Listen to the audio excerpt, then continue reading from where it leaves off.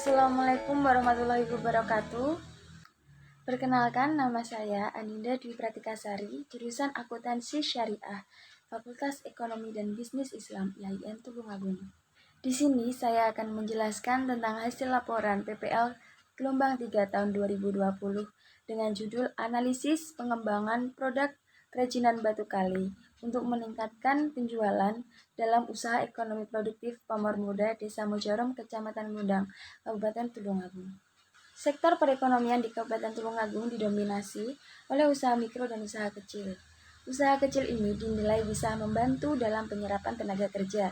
Dengan begitu, bisa sedikit mengurangi pengangguran yang ada di Kabupaten Tulungagung.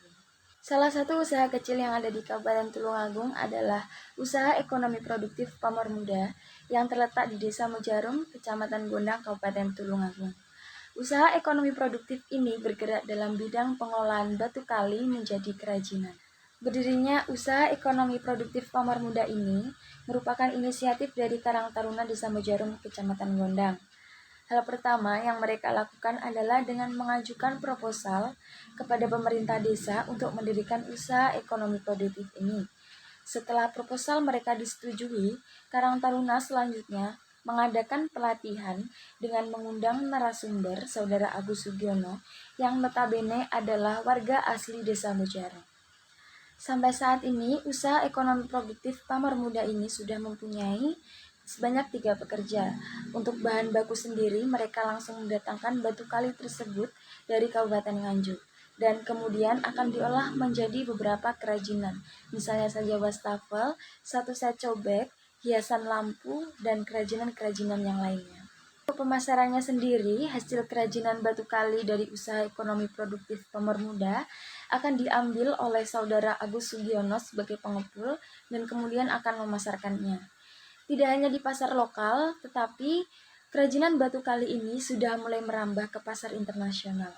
Selama berdirinya usaha ekonomi produktif Pamor Muda ini, tentunya usaha ini sudah mengalami beberapa kendala. Meskipun hanya beberapa kendala kecil, tetapi kendala-kendala ini akan sangat berpengaruh terhadap penjualan. Kendala pertama yang dihadapi oleh usaha ekonomi produktif Pamor Muda adalah sering terjadinya mesin macet.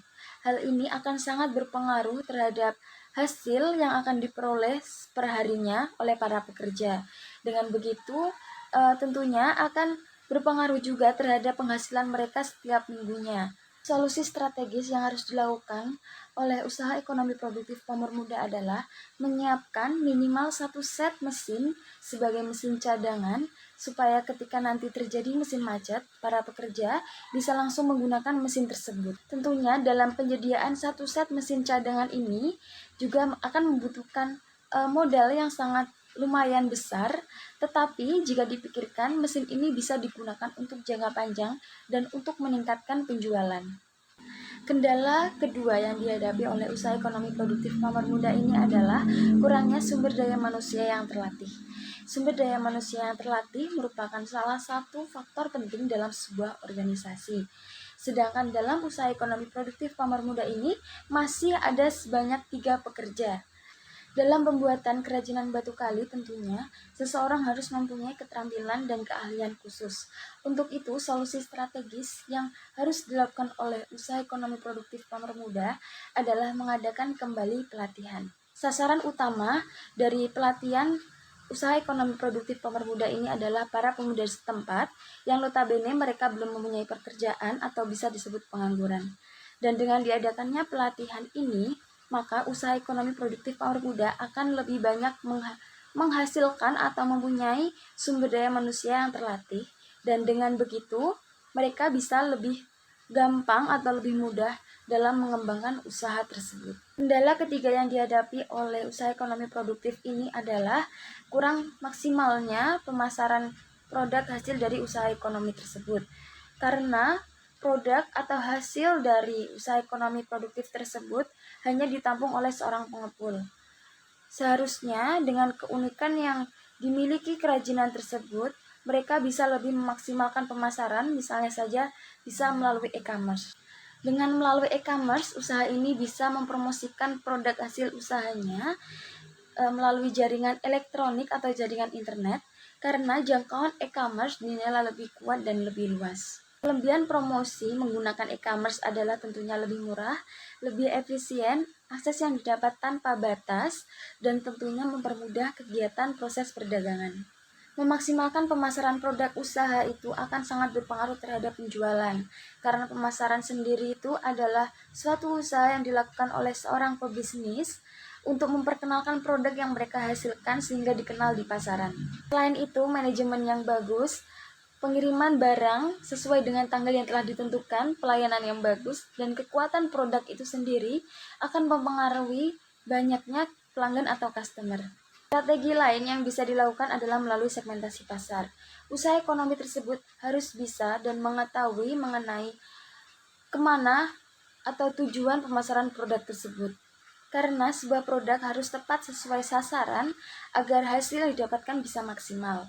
Kendala selanjutnya yang dihadapi oleh usaha ekonomi produktif pemermuda ini adalah kurangnya atau minimnya modal usaha untuk mengembangkan usaha ekonomi produktif ini.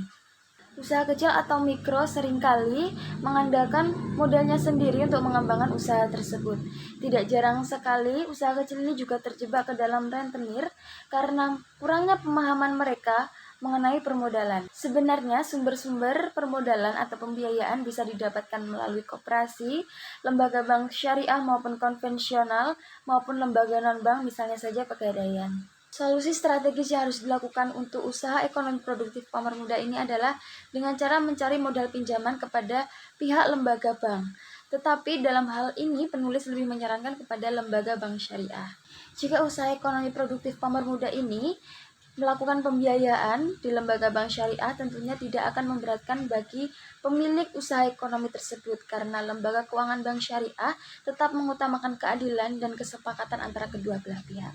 Dengan bertambahnya modal, usaha ekonomi produktif pemermuda ini lebih bisa mengembangkan usaha tersebut, bisa melengkapi mesin-mesin mereka, serta bisa memaksimalkan pemasaran atau promosi sehingga kerajinan tersebut bisa lebih dikenal di pasaran. Kendala terakhir yang dihadapi oleh usaha ekonomi produktif pemermuda ini adalah pembukuan usaha tersebut yang masih sangat sederhana.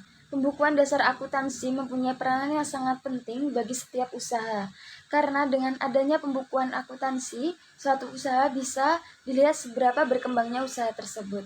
Selain itu, hal tersebut bisa menjadi acuan untuk terus mengembangkan usahanya dan strategi apa yang harus dilakukan untuk usaha tersebut supaya bisa lebih berkembang.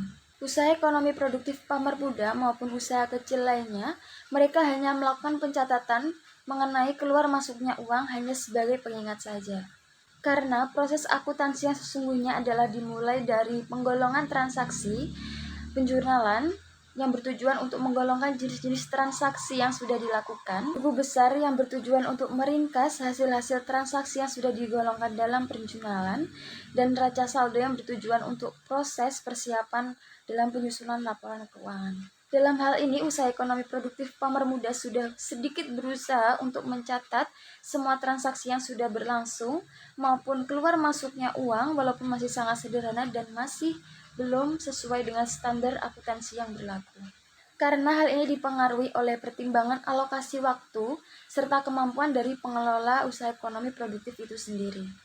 Dengan begitu, pengelola usaha ekonomi produktif pemermuda bisa sedikit diarahkan untuk melakukan pencatatan segala macam transaksi yang sudah berlangsung yang sesuai dengan standar akuntansi yang berlaku. Secara standar, hal yang perlu dilakukan dalam pencatatan adalah mengenai kas, pembelian, penjualan, utang, serta piutang. Demikian adalah hasil pemaparan laporan PPL saya. Ada kurang lebihnya saya mohon maaf. Wassalamualaikum warahmatullahi wabarakatuh.